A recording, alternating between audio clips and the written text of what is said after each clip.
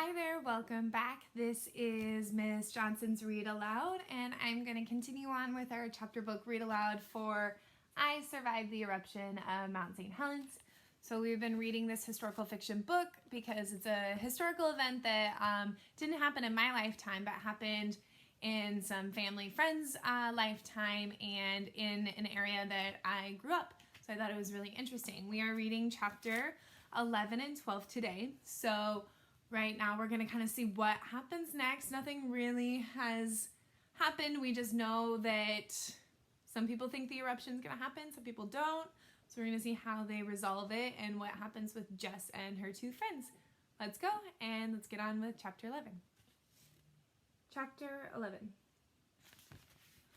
So it says, the next morning, Saturday, May 17th, 1980, 10 a.m., Clive's Diner. So I think it's interesting that now they're telling us the day and the time. This is May 17th, 1980. So find that interesting. It's the next day after Jess and her friends are going to try and go get the camera from the shack. Because remember, Jess dropped her dad's camera. So find it interesting. Let's see what happens. Their chance to look for the camera came sooner than Jess expected. The next day, the twins came into Clive's as the Saturday breakfast rush was ending. "Hey, Jen's mom called. Your mom went out of town again." "How'd you know?" Sam asked. "She just left." Mom smirked. "Magic."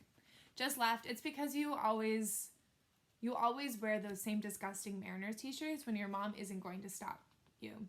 The boys looked down at their stained shirts and grinned. The second Mom went back to the kitchen, the boys pounced on Jess with their news. Their dad was heading up to the fishing cabin early tomorrow morning. He left his most expensive fishing rod there, and he wanted to bring it home.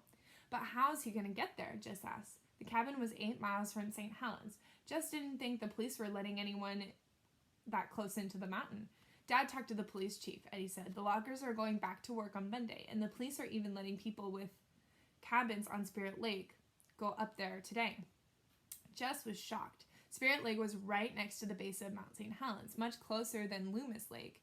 Jess paused for a minute thinking about Dr. Morales. She was pretty positive he wouldn't be in favor of anybody going close to the mountain, but even if he admitted that nobody knew for sure that St. Helens was going to erupt that time anytime soon, and wouldn't there be some kind of warning before a big eruption? What Jess did know was that there was her chance to get her dad's camera back, and she needed to take it. "Your dad will let us come?" she asked. The boys nodded. Mom would never approve, but Mom didn't have to know because she wouldn't be home tomorrow. She was leaving early in the morning for Vancouver. The twins' grandma was getting out of the hospital, and Mom wanted to help Mrs. Rowan get her settled. Mom had invited Jess to come along, but Jess said she'd stay with the twins.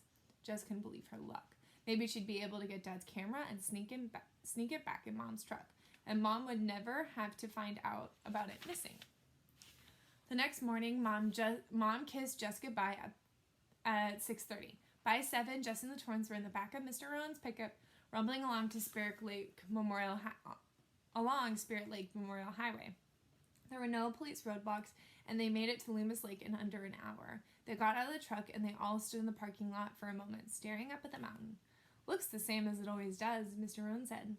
It was true. They couldn't see any of the tracks or bulges that Dr. Morales had told them about. The mountain's peak sparkled as usual, and its reflection rippled off the surface of Loomis Lake. "I don't want to stay long," Mr. Rowan told them. "An hour tops, so don't go far." He'd barely started to walk away, and Jess and the twins were sprinting toward the forest. Soon they lost sight of the mountain. The tall trees blocked their view. Not being able to see the mountain made Jess nervous. She heard none of the usual forest sounds, the chirps of birds and skittering of squirrels and chipmunks. The air was strangely still, without even a breath of wind. The twins were strangely quiet, too. They walked along without their usual baseball chatter. The hike was taking longer than it had last time. The trail was littered with fallen branches and ripped apart by huge holes caused by the earthquake. With every step, Jess's stomach twisted tighter.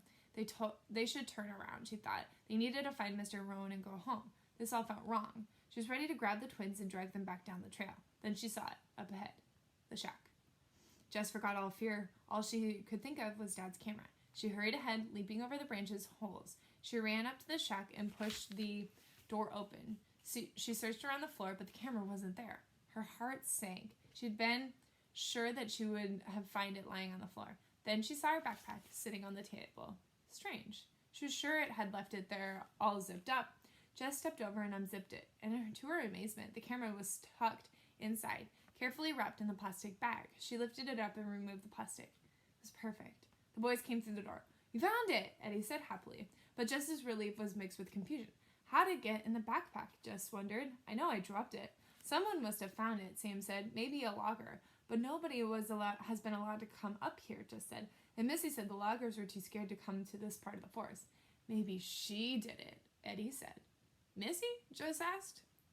"No," Eddie said, raising his eyebrows. "You dope," Sam laughed. "Skeleton Woman didn't find Jess's camera and put it in the bag." He grabbed Jess. "Come on, we need to go. Dad will be waiting for us." She put the backpack on and followed the twins out of the cabin. They just stepped outside when Jess caught a whiff of a nasty smell.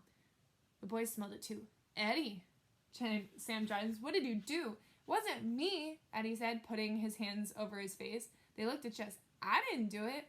"Ugh," Eddie said. "It's like rotten eggs." Jess's heart stopped. "Isn't that what sulfur gas smells like?" she asked. "Sulfur gas, like in Mount Pelée."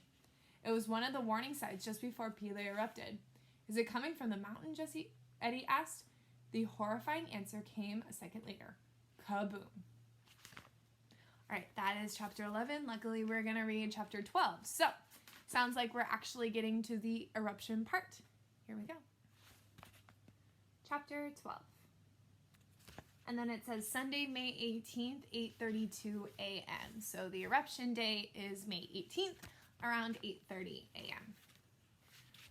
The blast seemed to shatter the sky. A huge black cloud shot up over the tree line. Jess's legs turned to jelly.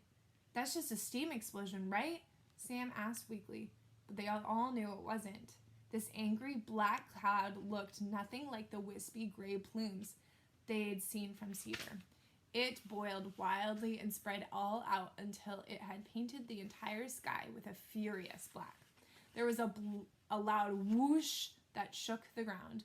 A blast of searing hot wind knocked them off their feet.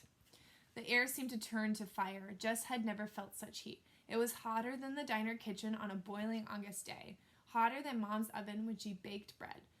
The pyroclastic surge, Jess realized, the fiery hurricane wind packed with poisonous gas and ash. It was the killer wind that had destroyed St. Pierre. The heat blasted over them and Jess felt as if she was being cooked alive inside out.